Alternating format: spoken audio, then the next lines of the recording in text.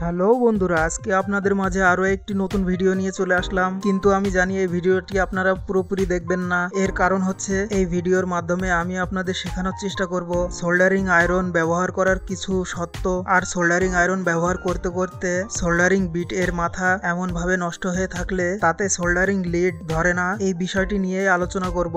আর যারা ইলেকট্রনিক্স এর কাজ করেন তাদের জন্য থাকছে একটি আকর্ষণীয় অফার। তাই এই ভিডিওতে অবশ্যই কমেন্ট করুন আর কমেন্ট করে বেস্ট সোল্ডারিং বিট লিখে দিয়ে যান। আমি আপনাদের সাথে যোগাযোগ করব ও মেসেঞ্জারে নক দিয়ে আপনাদের ঠিকানায় সব থেকে ভালো মানের একটি সোল্ডারিং বিট পাঠিয়ে দেব। সাথে আরো কিছু আকর্ষণীয় গিফট থাকতে পারে। তাই আর দেরি না করে এখনই চ্যানেলটিকে সাবস্ক্রাইব করুন আর ফেসবুক থেকে দেখলে পেজটিকে ফলো করুন। ভিডিওটি সম্পর্কে ভয়েস ওভারে তেমন কিছুই বলার নাই, এখানে সমস্ত কিছুই খুব সুন্দরভাবে উপস্থাপন করার চেষ্টা করেছি যেন আপনাদের বুঝতে সুবিধা হয় যে সোল্ডারিং আয়রনের বিটে সোল্ডারিং লিড যদি ভালোভাবে না লাগে তাহলে সামান্য কিছু টাকা খরচ করেই এই বিটটিকে আবার পূর্বের ন্যায় কাজ করার মতো করে তুলতে পারবেন। আর একটা কথা, আপনি সবসময় যেই বিটটা দিয়ে কাজ করে থাকেন সেই বিটটি কখনোই কোনো প্লাস্টিক ছিদ্র করা বা প্লাস্টিকের সংস্পর্শে আনা উচিত হবে না। আপনি যদি এই কাজের জন্য সোল্ডারিং বিটটিকে পরিবর্তন করে অন্য একটা দিয়ে কাজ করে থাকেন এটা সব থেকে ভালো হয়। আর আমার পক্ষ থেকে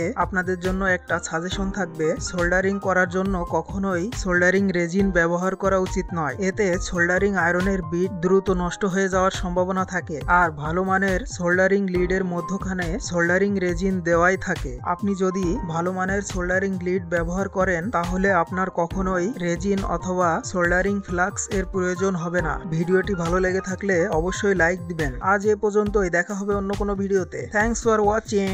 আর আপনি যদি ইউটিউব থেকে দেখে থাকেন তাহলে আমার পক্ষ থেকে গিফট নেওয়ার জন্য অবশ্যই আপনার জিমেল আইডি অথবা ফেসবুক আইডিটি আপনার ইউটিউব চ্যানেলের অ্যাবাউটে দিতে হবে।